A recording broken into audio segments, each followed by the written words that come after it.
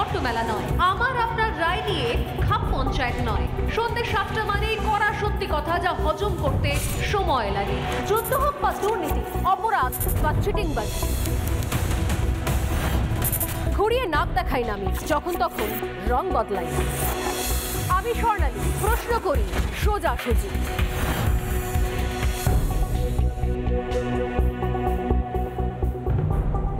নমস্কার, দেখছেন রিপাবলিক বাংলার সঙ্গে রয়েছে আমি স্বর্ণালী, আর শুরু করছি সোজাসুজি স্বর্ণালী। সোজাসুজি কাকে আমরা জানাবো স্বাগত, আর সোজাসুজি কাকে আমরা বলবো বহিরাগত, এটাই এই মুহূর্তে পশ্চিমবঙ্গের রাজনীতি।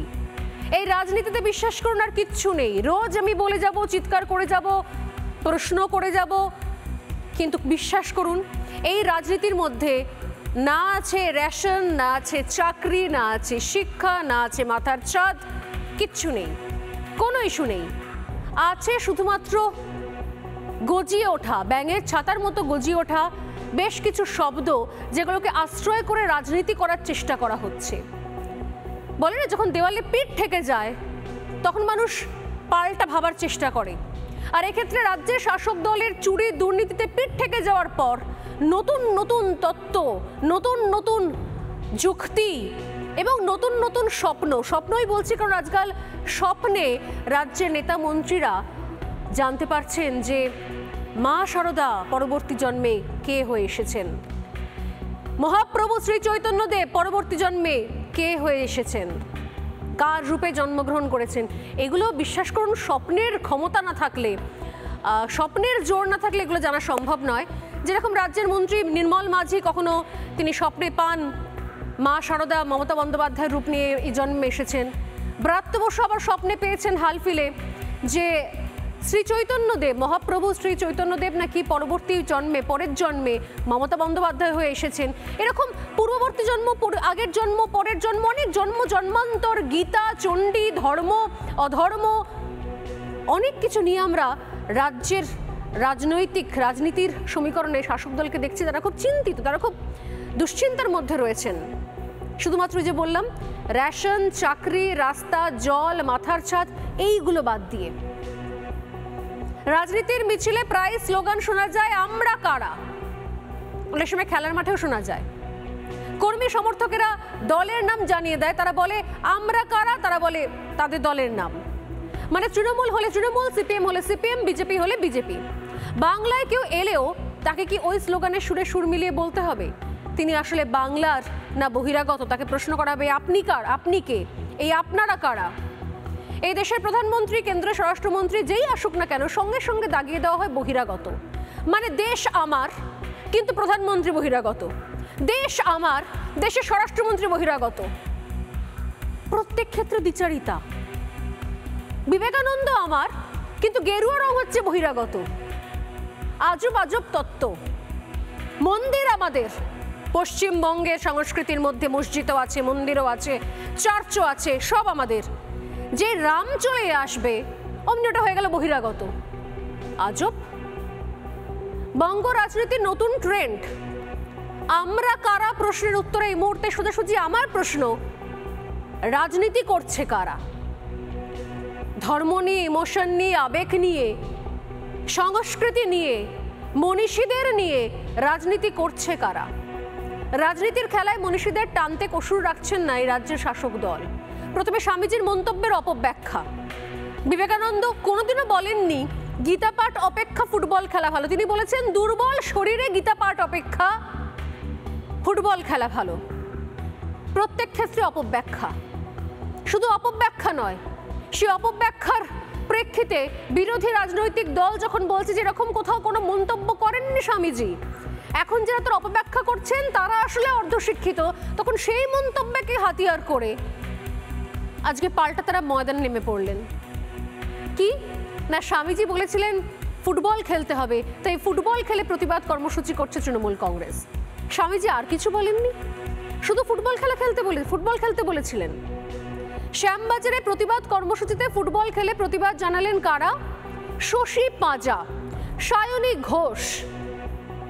আর সেখান থেকে বাংলা সংস্কৃতির প্রসঙ্গ তুলতে গিয়ে বিজেপির কেন্দ্রীয় নেতৃত্বদের বহিরাগত তত্ত্ব তুলে ধরলেন সায়নী। দুটো আলাদা বিষয়। এই বহিরাগত তত্ত্বের মাঝখানে এখানে কোথাও ফুটবল খেলা, কিন্তু ওই যে বলি না আমরা অদ্ভুত রকমভাবে যখন হাতে কিচ্ছু নেই তখন কোনোভাবে জোড়াতালি দিয়ে উদর পিণ্ডি উদর ঘাড়ে করে রাস্তায় নেমে পড়তে হবে। এই যে সায়নী ঘোষ, সায়নী দিদি এবং শশী পাজা ঘোষ, শশী পাজা, এরা যারা আজকে রাস্তায় নেমে ফুটবল খেললেন, আমার প্রশ্ন তারা তখন কোথায় ছিলেন যখন এই রাজ্যের জেলার একাধিক মাঠ সেগুলো সেখানকার স্থানীয় কাউন্সিলরের সৌজন্যে প্রমোটিং হয়ে গিয়েছিল।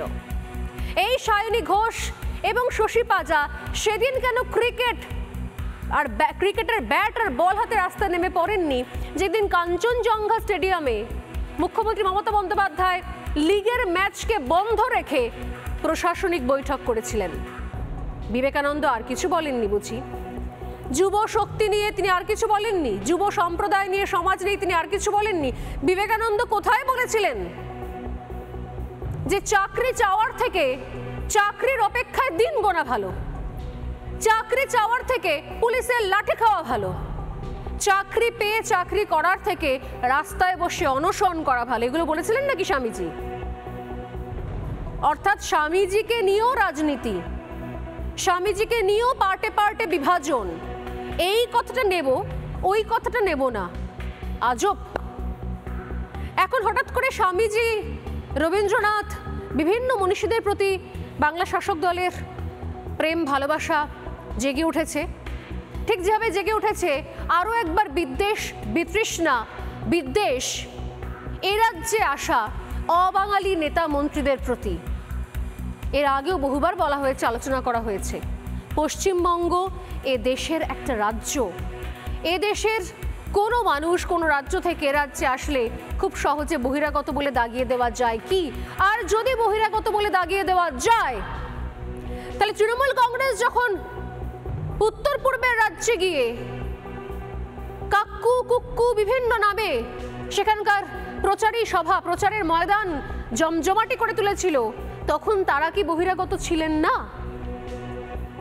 সুদূর পশ্চিম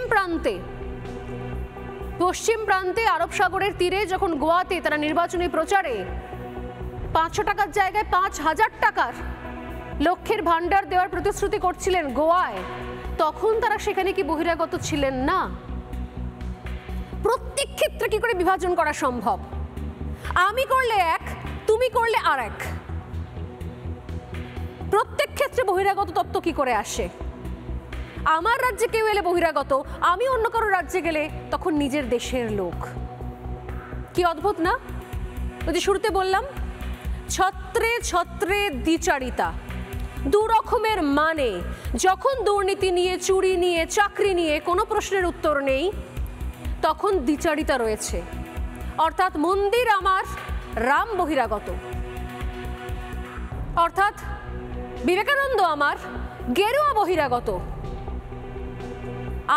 আমি যখন অন্য রাজ্যে যাব তখন দেশের মানুষ, দেশের আরেক প্রান্তে তৃণমূল কংগ্রেস তারা প্রচারে যাচ্ছে, অথচ অন্য অবাঙালি কেউ এ রাজ্যে আসলে তখন তারা বহিরাগত। আজ শুরুতেই দেখাই বহিরাগত তত্ত্বে কতটা সরব তৃণমূল কংগ্রেসের যুব নেতৃত্ব থেকে শুরু করে যারা মন্ত্রিত্ব সামলাচ্ছেন তারা। দেখুন।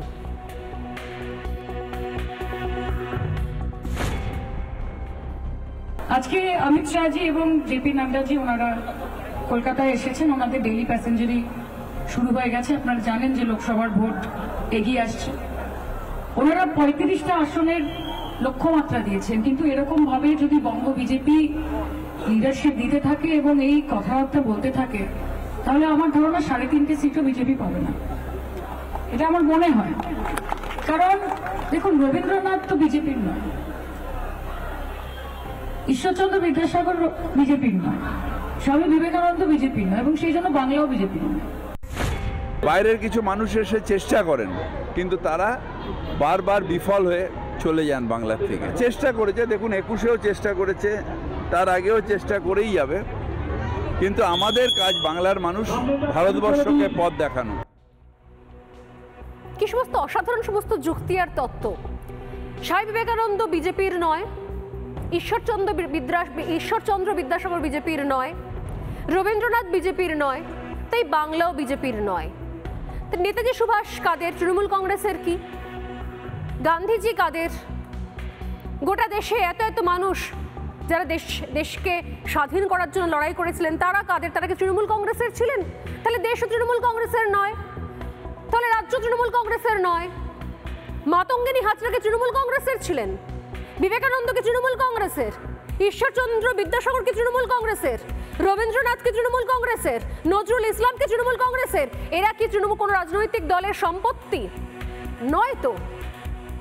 তাহলে তাহলে বিবেকানন্দর মূর্তি যখন ফলাও করে বসানো হয়, তৃণমূল কংগ্রেস সরকার যখন বসায় রাস্তার মোড়ে, তার নিচে সৌজন্যে পরেশ পাল কেন লেখা থাকে? রাজা রামমোহন রায়ের মূর্তি যখন বসানো হয় তখন তার নিচে সৌজন্যে পরেশ পাল কেন লেখা থাকে? তাহলে ধরে নেব কি আমরা যাবতীয় মনীষী বাংলার সবাই তৃণমূল কংগ্রেসের? প্রশ্নগুলো সহজ কিন্তু উত্তর অজানা।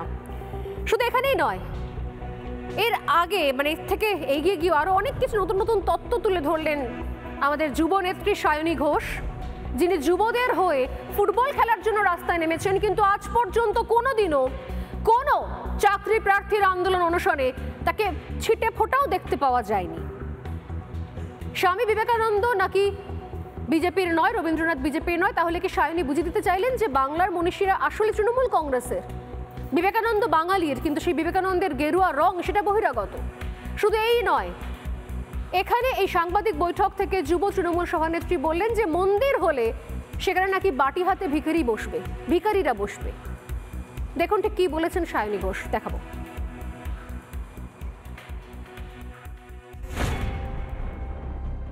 মন্দির বানান, তাতে অসুবিধা নেই, কিন্তু যুবকরা বুঝতে পারছে যে এতগুলো মন্দির হচ্ছে নিশ্চয়ই আমাদের বাটি ধরে মন্দিরের সিঁড়িতে বসতে হবে, সেই জন্যই তৈরি হচ্ছে।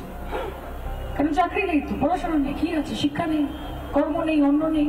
এবং আমরা মনে করি যে বাম আমলকে বাদ দিয়ে রামরাজ্য, যেটার কথা আপনারা বলেন, যেখানে সুখ, সম্প্রীতি, শান্তি, ন্যায়, বিচার, সদ্ভাব, ভালোবাসা, শান্তি, উন্নয়ন, এই প্রত্যেকটা সবকিছু কিন্তু এই পশ্চিমবঙ্গের বুকে মমতা বন্দ্যোপাধ্যায় স্থাপন করেছেন, সেটা আপনারা করেন।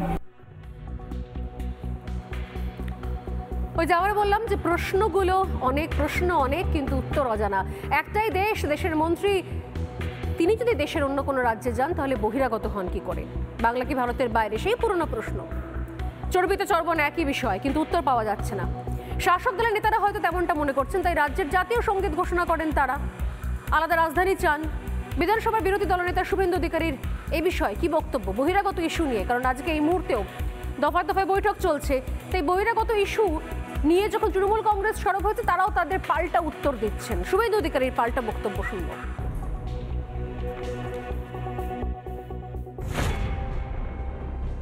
কলকাতা মানেই তো কারো জায়গিরদার না, কলকাতাও রাষ্ট্রবাদী এবং নরেন্দ্র মোদীজি। গতবারে কলকাতায় কোভিডের থার্ড ওয়েভের জন্য আমাদের ভোটাররা ভোট দিতে পারেনি, মোদীজি ক্যাম্পেইন করতে পারে। যে সায়নী ঘোষ আজ শাহ নাড্ডাকে বহিরাগত বলছেন লোকসভা ভোটের আগে, যদি এই বহিরাগত তত্ত্বই ধরি তাহলে হারোয়া বাদুরিয়া তৃণমূলের তারকা সাংসদ, বসিরহাটে তৃণমূলের তারকা সাংসদ নুসরত জাহানের বিরুদ্ধে বসিরহাটে পোস্টার পড়েছিল, এবং সেটা আবার বহিরাগত পোস্টার। বেশি দিন নয়, মাত্র 1-1.5 মাস আগে 2024-এর লোকসভা নির্বাচনে বসিরহাট লোকসভা কেন্দ্রে বহিরাগত কোনো অভিনেতা অভিনেত্রী চাই না, এই ছিল পোস্টারের বয়ান। আমরা চাই কাজের মানুষ, শিক্ষিত মানুষ, সৎ মানুষ। কোন বহিরাগত তত্ত্বকে সামনে আনা হচ্ছে তাহলে? মানুষ ঠিক করছে বহিরাগত কারা। আর মনীষীদের অসম্মান নিয়ে তৃণমূল অভিযোগ করছে যে এই রাজ্যের যারা বিরোধী রাজনৈতিক দল করছেন তারা নাকি এই রাজনীতি করছেন। এই মনীষী বা এদেশ, জাতীয় সঙ্গীত, এগুলো ছাড়া এই মুহূর্তে আর কি কোনো কিছু নেই রাজনীতি করার জন্য, নির্বাচনী প্রচারের জন্য আর কোনো ইস্যু নেই। আজ যে তৃণমূল জেপি নাড্ডা অমিত শাহকে বহিরাগত বলছেন, তারাই মেঘালয় ত্রিপুরায় গিয়ে ভোট প্রচারে যান, সেখানে পড়ে থাকার কথা শোনান, তখন তারা বহিরাগত হন না? এই প্রশ্ন থাকছে। প্রচারে গিয়ে এই বহিরাগত নিয়ে যখন আলোচনা শুরু করছি, তাহলে প্রচারে গিয়ে সেই সময় তারা কি ধরনের প্রতিশ্রুতি বা কিভাবে কি ধরনের প্রতিশ্রুতি, ভাষা, স্বপ্ন দেখান, তার একটা ছোট্ট নমুনা দিয়ে রাখলাম আপনাদেরকে। তারপর শুরু করবো আজকের ডিবেট।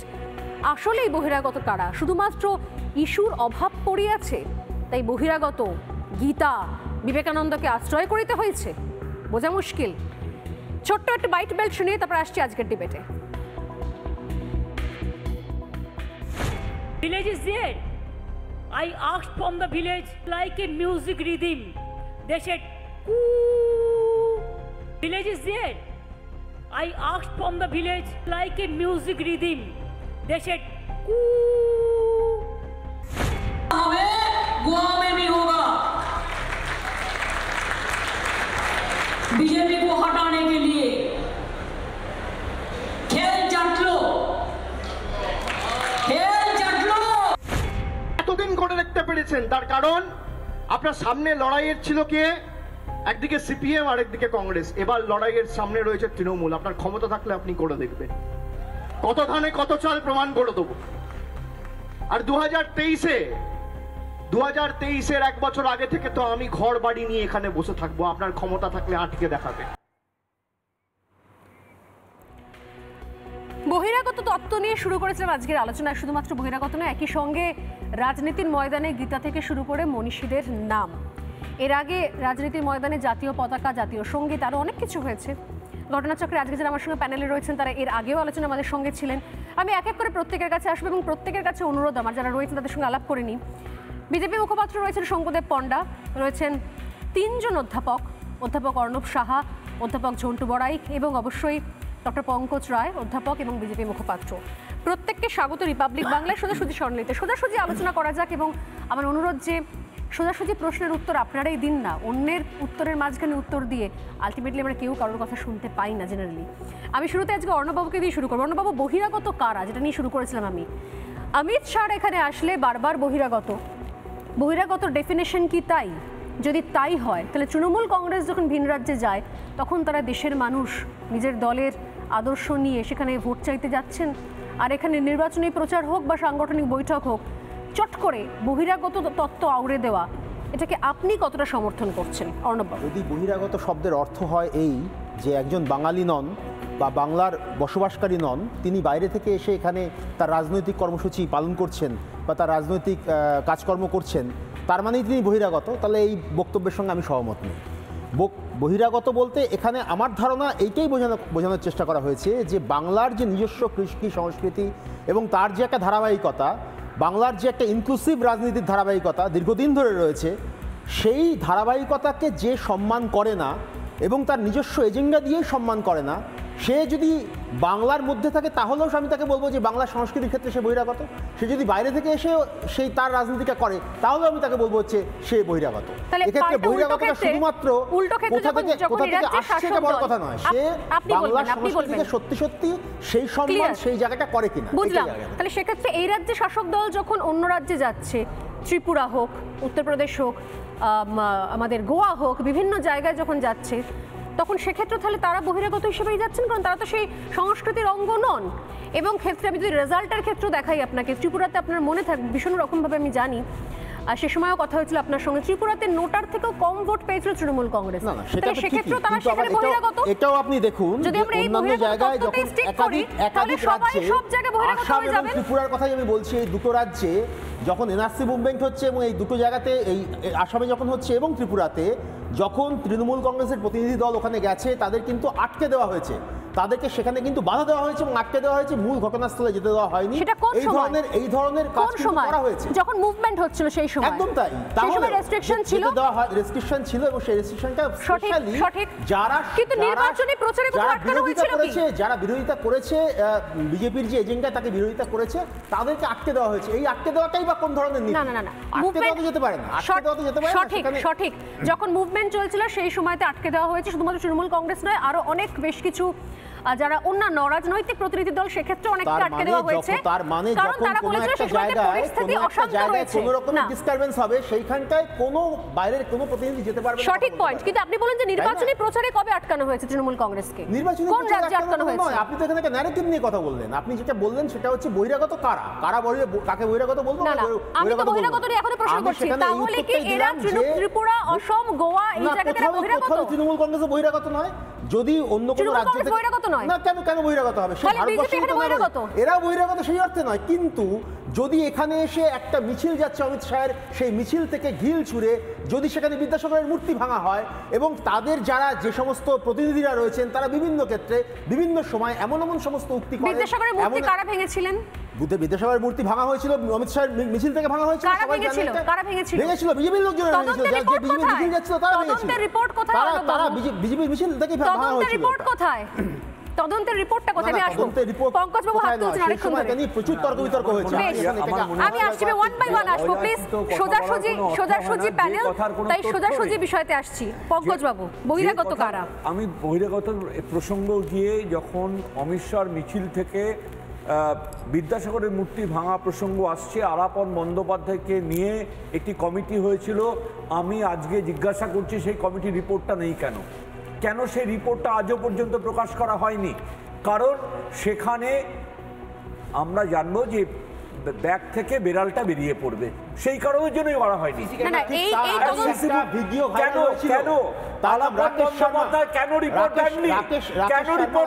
এরকম একজন নাম, সে ফাটাফাট গ্যাং চালায়, সে পরিষ্কার করে বলেছিল যে ওই দিন আমরা গন্ডগোল করব, সেইটাও কিন্তু ভিডিওটা ভাইরাল হয়েছে। আলাপন বন্দ্যোপাধ্যায় রিপোর্ট আপনি পরের দিন যখন আসবেন, আলাপন বন্দ্যোপাধ্যায় রিপোর্ট দিয়ে আসবেন। সেই রিপোর্টটা ভাইরাল হয়েছে। কিভাবে আপনি স্বরাষ্ট্রমন্ত্রীকে বলেন মিছিল থেকে করা হয়েছে? আপনার এত বড় স্পর্ধা হয় কোথা থেকে? আপনার এত বড় স্পর্ধা হয় কোথা থেকে? আপনি আলাপন বন্দ্যোপাধ্যায় রিপোর্ট দিয়ে আসবেন। আপনার যদি ক্ষমতা থাকে আলাপন বন্দ্যোপাধ্যায়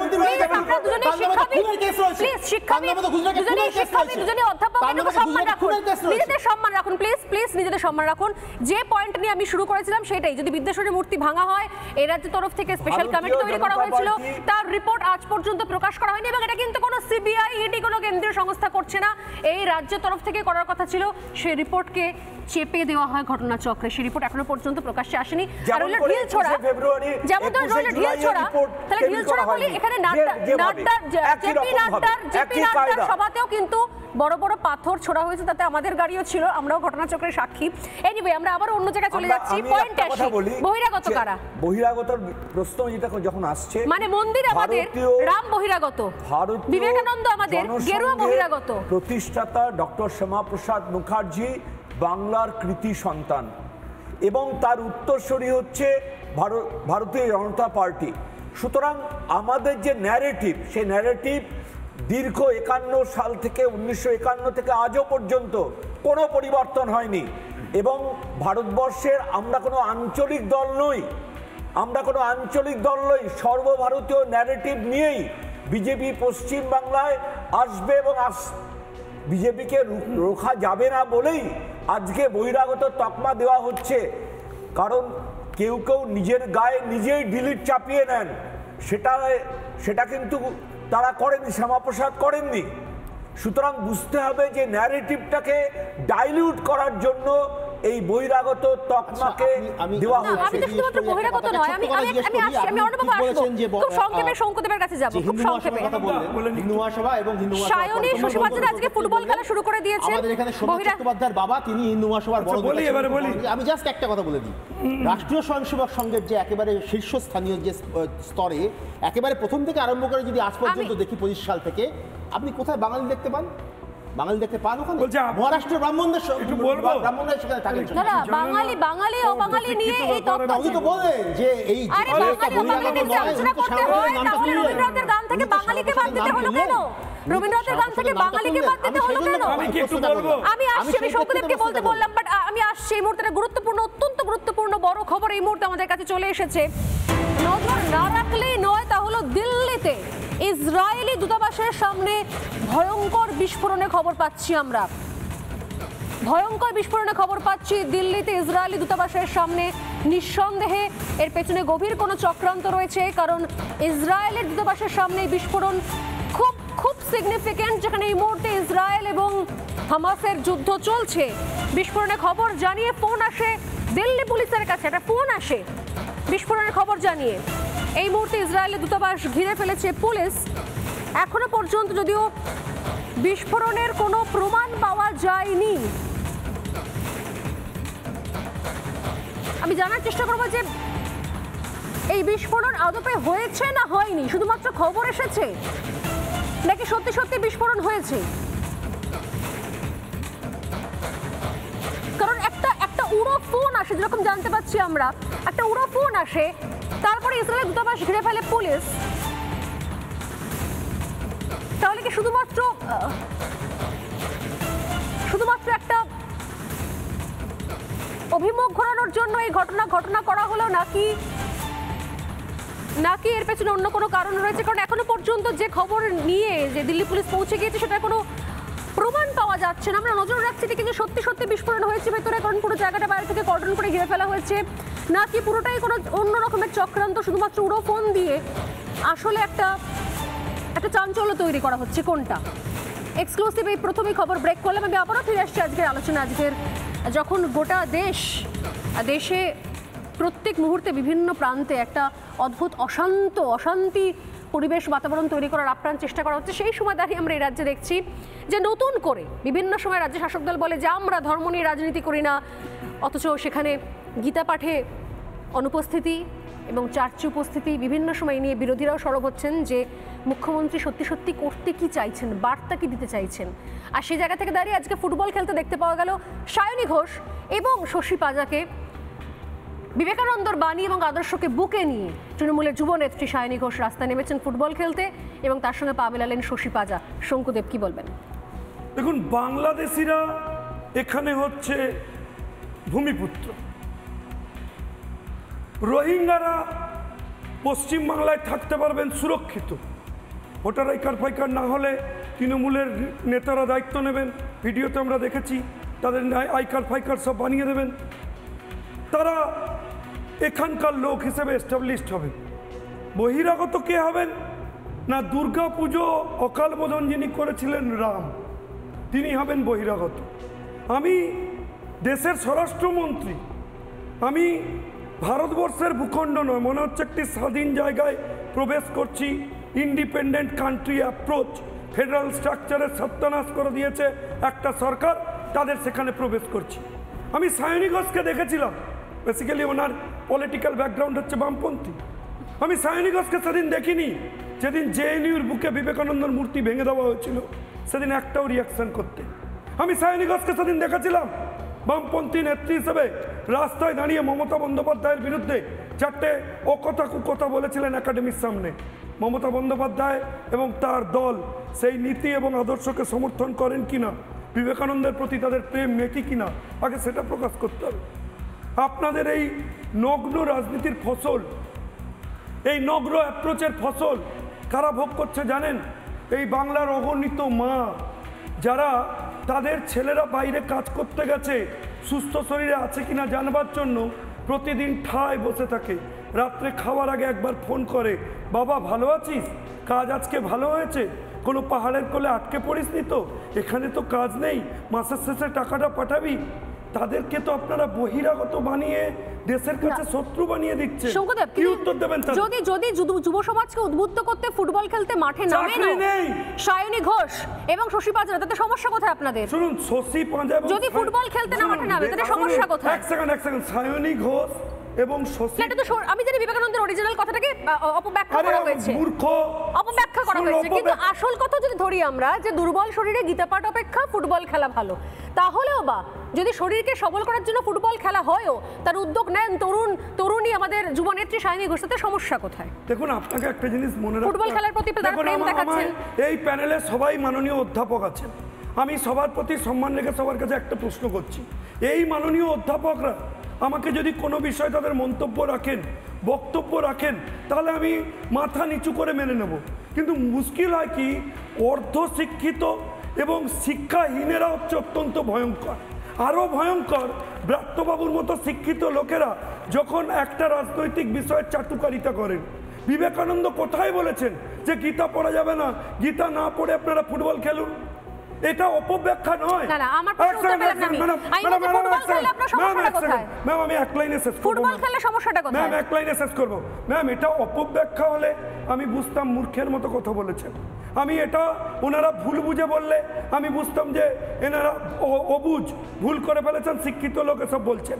কিন্তু একজন এডুকেটেড লোক, একজন শিক্ষিত লোক, কার কথা বলছেন? ব্রাত্যবাবুর কথা বলছি, তৃণমূলের সেই সমস্ত নেতাদের কথা বলছি। কি কোন কথা নিয়ে বলছেন? এক সেকেন্ড, কি বলেছেন? ব্রাত্যবাবুর কোন কথা নিয়ে বলছেন সেটা তো ক্ল্যারিফাই করুন আপনি। এক সেকেন্ড, ব্রাত্যবাবুরা মমতা বন্দ্যোপাধ্যায় দল থেকে যে কমিউনিকেশন মার্কেটে প্রচার করা হচ্ছে যে গীতা পাঠের থেকে ফুটবল খেলা বেশি ইম্পর্টেন্ট, যেমন কুণাল ঘোষ ওদের বিখ্যাত মুখপাত্র,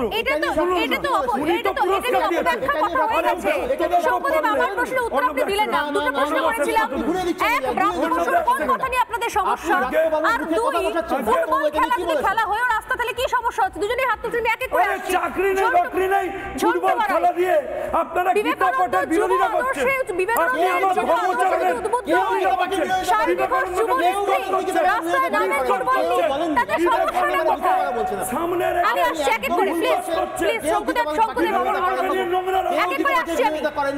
একটা ব্যাখ্যা নিয়ে শুধু একটা ব্যাখ্যা, দুটো দিক নিয়ে শুধুমাত্র আলোচনা এবং শিক্ষামন্ত্রী নাম নিয়ে এমন একটা প্রসঙ্গে যেখানে শিক্ষামন্ত্রী কোনো কথা বলেননি। আমি আবার বলছি শিক্ষামন্ত্রী এখানে কোনো কথা বলেননি। আপনি শিক্ষামন্ত্রী আপনি বললেন এখন সংকটে আমি আপনাকে আমার কাছে আসবো, আপনার কাছে আসবো আবার জন্তু করাই। কারো বিষয়ে কথা বলিনি, একটু মন দিয়ে শুনুন। প্রথম কথা হচ্ছে মনীষীদের নিয়ে কথা হচ্ছে। এখানে দুটো অ্যাসপেক্টে কথা হলো, একটা হচ্ছে বহিরাগত, একটা হচ্ছে মনীষীদের রাজনীতি। আমি বহিরাগত তত্ত্বে যাই। একদম পরিষ্কারভাবে ক্লাস 12-এ ছাত্রদের পড়ানো হয় সংবিধানে ভারতবর্ষের দ্বৈত নাগরিকত্ব দেওয়া হয় না। অর্থাৎ আপনি কিন্তু কেন্দ্রে একটা নাগরিকত্ব, রাজ্যের জন্য একটা নাগরিকত্ব যেটা ইউএসএ প্রচলিত, সেটা আমাদের ভারতবর্ষে নেই। অর্থাৎ আমরা একটা কমন নাগরিকত্বে আসি। অর্থাৎ স্বর্ণালী, দিল্লির যিনি নাগরিক তিনিও নাগরিকত্বের 5, 6, 7, 8 নম্বর অনুচ্ছেদ মেনে ভারতবর্ষের যে কোনো প্রান্তে বৈধভাবে তিনি যেতে পারেন, রাজনৈতিক মতাদর্শ প্রচার করতে পারেন গণতান্ত্রিকভাবে। তাহলে এই জায়গায় গিয়ে যে বহিরাগত্যের আঙ্গুরটা ঝোলানো হচ্ছে, এটা কিছুই না মমতার যে বাঙালি অস্মিতাকে জাগিয়ে তুলে ভোট ব্যাংকের রাজনীতিটা করা। কারণ নিরুপায়, দেওয়ালে পেট ঠিক গেছে, চাকরি নেই, চুরি করে সব শেষ করে দিয়েছে, ডিএ নেই, কার্যত এই জায়গায় বাঙালি অস্মিতাকে তাকে সুশ্রী দিতে হবে। দ্বিতীয়, তুমি মনীষীদের কথা বলছো, আমি তো ভাবছিলাম বছর 4 আগে, তোমাদের এখনো আর্কাইভে বোধহয় আছে, এত বড় বড় কাট আউটে একজনের নামের নিচে বিবেকানন্দের জন্ম শতবার্ষিকীর একটা প্রচার ভারত পশ্চিমবঙ্গে হচ্ছিল। তিনি বিবেকানন্দ থেকে হঠাৎ আজকে এই বিবেকানন্দ ছবি দেখছি গেরুয়া পোশাকধারী, আমি মিলাতে পারছি না রাজ্যে বিবেকানন্দটাকে। বিবেকানন্দ বিশ্বজনীনতার প্রতীক। আমি যুব শক্তিকে আরো বেশি যদি আমি তো সেটাই বলছি। এবার বলি, এবার শুনুন, প্রশ্ন হচ্ছে গীতার অপেক্ষা ফুটবল খেলা ভালো তিনি বলেছিলেন। তিনি বলেছেন দুর্বল শরীরে গীতা পাঠ অপেক্ষা। তিনি বলেননি এটা। আমাকে বলতে দিন, আমাকে পুরোটা বলতে দিন। আমরা এত বিবেকানন্দ নিয়ে আলোচনা করছি, আমি বলছি আমাদের যুবরা এই রাস্তায় বসে রয়েছে, চাকরি চাই, তারা পাচ্ছে না। সেখানে কোনোদিনও সায়নী ঘোষকে আমি দেখতে পাইনি, আজকে ফুটবল খেলা দেখতে পেলাম। আর ফুটবল খেলা নিয়ে যদি কথা হয় তাহলে এই মুহূর্তে শঙ্কর ঘোষের একটা বাইট আমাকে শোনাতেই হবে। কাঞ্চনজঙ্ঘা স্টেডিয়াম সম্প্রতি সেখানে লিগের ম্যাচ চলছিল, কেউ তখন ফুটবল খেলা, ক্রিকেট খেলা, ব্যাট প্যাট বল নিয়ে মাঠে নামার, রাস্তা নামার প্রয়োজন বোধ করেননি। পুলিশ ঠেঙিয়ে তুলে দিয়েছিল সবাইকে, কারণ স্টেডিয়াম বন্ধ করে সেখানে মমতা বন্দ্যোপাধ্যায় প্রশাসনিক বৈঠক করছিলেন। অতএব খেলাটা জরুরি কি জরুরি নয় এটা বোধহয় সময় বিশেষে পরিবর্তিত হয়। তবে তার আগে মনীষীদের নিয়ে আলোচনা চলছে যখন, আমি এক এক করে কিছু বক্তব্য শোনাবো। পঙ্কজবাবু হাত তুলছেন, আমি আসবো পঙ্কজবাবু আপনার কাছে। তবে তার আগে এই যে মনীষীদের বক্তব্য, ফুটবল খেলা, তো কিছু নিয়ে আলোচনা করছি আমরা, বহিরাগত তত্ত্ব তো রয়েছে। দুটো বক্তব্য শোনাবো আপনাদের কাছে যে মনীষীদের প্রতি সম্মান দিচ্ছে কারা। প্রশ্ন করেছিলাম 1, বহিরাগত কারা। প্রশ্ন 2, যে সম্মান দিচ্ছে কারা। প্রশ্ন 3, এই মনীষীদের নিয়ে রাজনীতি করছে কারা। তাহলে 3 নম্বর প্রশ্নে আসার আগে দুটো খুব গুরুত্বপূর্ণ বক্তব্য, একটা পুরনো, একটা আজকের। এই ব্রাত্যবর্ষ নিয়ে আলোচনা হচ্ছিল, একবার শুনে নিন, প্রত্যেকের কাছে আসছি।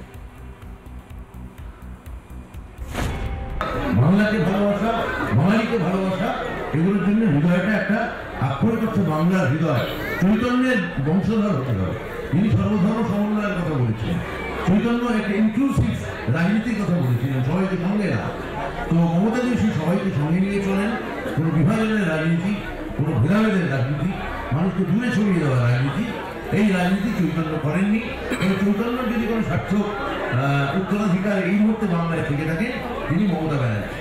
সারদা মা মারা যাওয়ার কিছুদিন আগে বিবেকানন্দের কিছু যারা সতীর্থ বন্ধুদের কাছে, মহারাজদের কাছে বলেছিলেন যে আমার মৃত্যুর পরে আমি কালীঘাট মন্দির দিয়ে তো যাই, কালীঘাট মন্দিরে ওই হরিশ চ্যাটার্জিতে ওই কাঁঠাল পেরিয়ে যায়, দিদি এখানে থাকে, সেই রাস্তাটা ধরে যায়, এবং বলেছিলেন আমার মৃত্যুর এতদিন পরে আমি কালীঘাটের কালীক্ষেত্রে জন্ম নেব, মনুষ্য জন্ম নেব, এবং আমি ত্যাগ তিতিক্ষা সামাজিক কর্মকাণ্ডের সঙ্গে রাজনৈতিক কর্মকাণ্ড জড়িয়ে যাব। পরিসংখ্যানগত সমৃদ্ধির হিসেব দিয়ে দেখা যাচ্ছে সংখ্যা তত্ত্বে যে সারদা মায়ের মৃত্যুর পরে মমতা বন্দ্যোপাধ্যায়ের জন্মের সময়টা হচ্ছে সেই অঙ্কটা মিলিয়ে দিচ্ছে। তিনি মা সারদা, তিনি ফ্লোরেন্স নাইটিঙ্গেল, তিনি সিস্টার নিবেদিতা, তিনি ঘরের দুর্গা। নির্মল মাঝি বলেছিলেন যে মা শারদাই পরবর্তী জন্মে মমতা বন্দ্যোপাধ্যায়। আজকে ব্রাত্য বসু বলেন যে শ্রী চৈতন্য মহাপ্রভু তিনি পরবর্তী জন্মে মমতা বন্দ্যোপাধ্যায়। আমি বুঝতে পারছি না যে আসলে ব্রাত্য বসুর রাজনৈতিক চৈতন্যের অভাব, ওনার রাজনৈতিক চৈতন্যের অভাব। ব্রাত্য বসুর রেজিগনেশন দেওয়া উচিত। চৈতন্য মহাপ্রভু ভাবাবেগকে আক্রমণ করবেন না, করবেন না, ভাবাবেগের আক্রমণ করবেন না। ক্ষমা চান ব্রাত্য বসু, রেজিগনেশন নির্মল করছি। মানে বুঝতে পারলাম না কথা, এই কথার কোনো অর্থ হয় না। ইনকারনেশন এই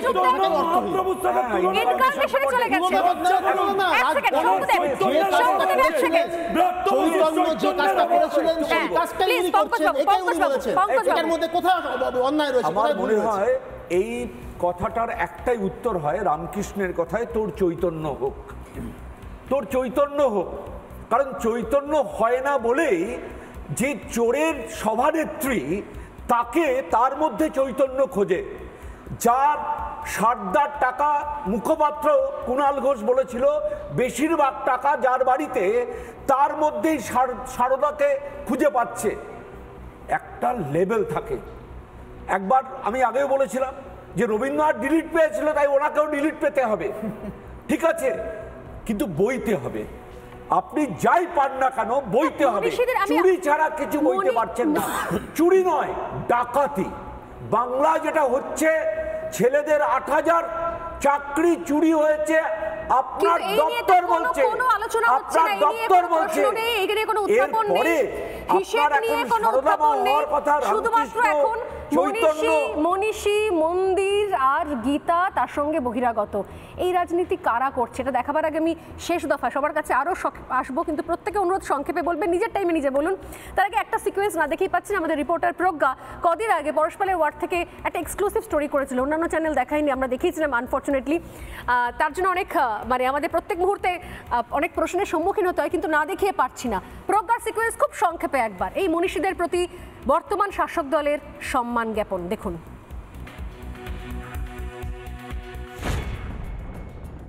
আমি এখন দাঁড়িয়ে আছি বেলেঘাটা আলো ছায়া মোড়ে।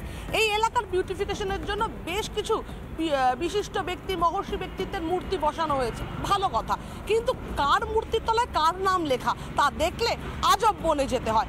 এই মূর্তি দেখছেন কার, দেখে বোঝা যাচ্ছে রাজা রামমোহন রায়ের, কিন্তু এর নিচে নামটা কার লেখা রয়েছে? নাম লেখা রয়েছে পরেশ পাল ও এলাকার কাউন্সিলর অলকানন্দা দাসের। শুধু একটা মূর্তি নয়, ঠিক এইভাবেই পরপর 7টা মূর্তিতে একই রকম ভাবে।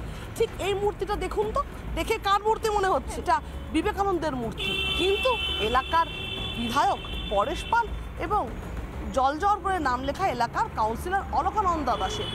এই বিশিষ্ট যে ব্যক্তিত্ব যার জন্য এই মূর্তি স্থাপন করা হয়েছে, তার নিজের নামে ঠাঁই হয়নি কিন্তু এই মূর্তির নিচে। ক্যামেরায় পার্থ সারথীর সঙ্গে প্রজ্ঞা সাহার রিপোর্ট, রিপাবলিক বাংলা।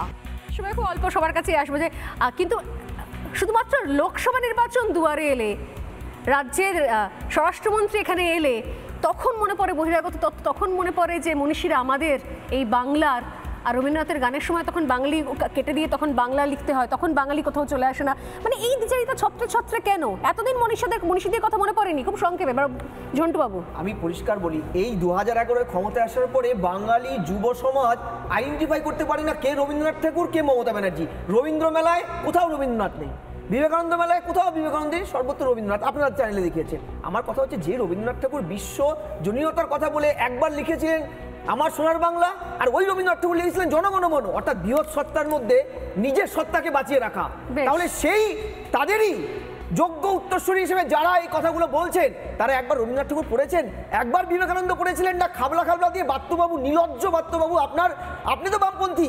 একটা সময় বামেরা মার্ক্স জলপথ তরলম, বিবেকানন্দ কঠিন, এই অজুহাত দিয়ে বিশ্ববিদ্যালয়ে বিবেকানন্দকে তুলে দিয়েছিল। শুনে রাখো, বিবেকানন্দ MA পলিটিক্যাল সায়েন্সে।